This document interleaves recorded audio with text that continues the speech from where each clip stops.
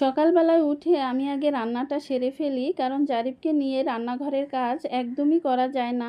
ঘরে যদি দেখার লোকজন না থাকে তাহলে বাচ্চা কাচ্চা নিয়ে কাজবাজ করতে ভীষণ ঝামেলা হয়ে যায়। তারপরেও আল্লাহর কাছে হাজার হাজার শুকরিয়া ওকে পেয়ে আজকের ভিডিওটা সকাল থেকেই শুরু করেছি। আসসালামু আলাইকুম, সবাই কেমন আছেন? প্রতিটা গৃহিণীরই নানান ধরনের কাজ দিয়ে সকালটা শুরু হয়, আমিও তার ব্যতিক্রম নই।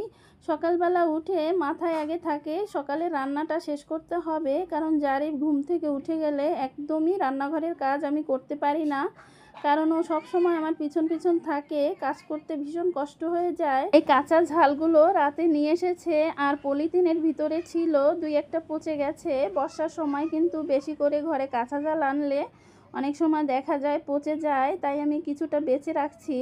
আর এদিকে আবার নতুন করে আজকে আবার আমের আচার বানাচ্ছি, কারণ ঘরে যে আমের আচারটা বানিয়েছিলাম সেটা জারিফের বাবা খেয়ে অনেকটাই শেষ করে ফেলেছে, তাই আবার নতুন করে আমের আচার বানিয়ে নিচ্ছি। এবার একটু বেশি করে বানাচ্ছি যাতে অনেক দিন যায়। জারিফের বাবা প্রতিদিনই সকালবেলায় এই আমের আচার ভাতের সাথে খেয়ে থাকে। এই আমের আচারটা এত ভালো লাগে, ভাত বা খিচুড়ির সাথে খুব ভালো লাগে খেতে। আর এই আমের আচারে কিন্তু কিছুটা পেঁয়াজ দিয়ে থাকি, তাহলে আরও ভালো লাগে। এর আগের বার যখন আমের আচার বানিয়েছিলাম পেঁয়াজের পরিমাণটা বেশি হয়ে গিয়েছিল, এবার পেঁয়াজের পরিমাণ একটু কমিয়ে দিয়েছি। আমের আচারটা বানানোর পরে বেশ ভালো হয়েছিল।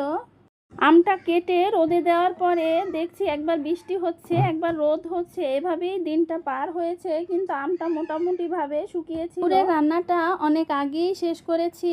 আর এই মুরগির মাংসটা একটু দেরিতেই রান্না করছিলাম।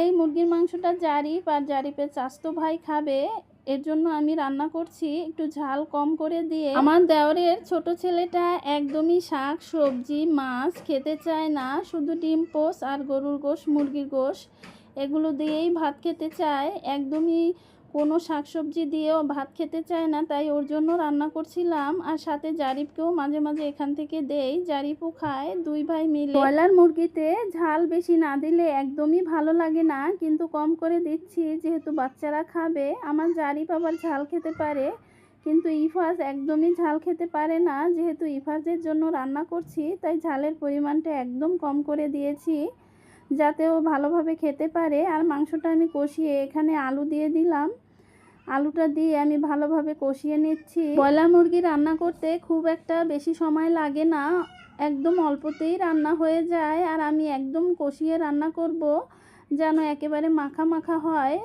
আর দেখেন রান্নার পরে কালারটা কত সুন্দর হয়েছে, অল্প ঝালে রান্না, তারপরেও দেখতে মাশাআল্লাহ অনেক সুন্দর হয়েছে।